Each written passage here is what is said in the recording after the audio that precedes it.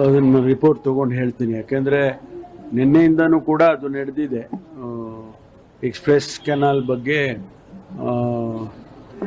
ಅವರು ನಿಲ್ಲಿಸಬೇಕು ಅಂತ ಹೇಳಿ BJPಯವರು ಮತ್ತು ಬೇರೆ ಬೇರೆ ರೈತ ಸಂಘದವರು ಅವರೆಲ್ಲ ಪ್ರೊಟೆಸ್ಟ್ ಮಾಡ್ತಾ ಇದ್ದಾರೆ.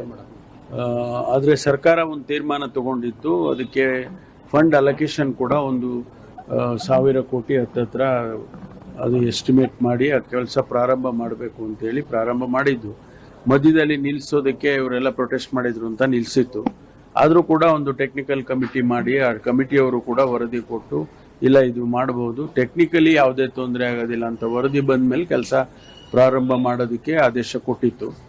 ಈಗ ಮತ್ತೆ ಅವರು ಪ್ರೊಟೆಸ್ಟ್ ಮಾಡಿದ್ದಾರೆ. ಅದನ್ನು ನಾನೀಗ ಏನು ವರದಿ ತಗೊಂಡು ಆನಂತರ ತಿಳಿಸ್ತೀನಿ.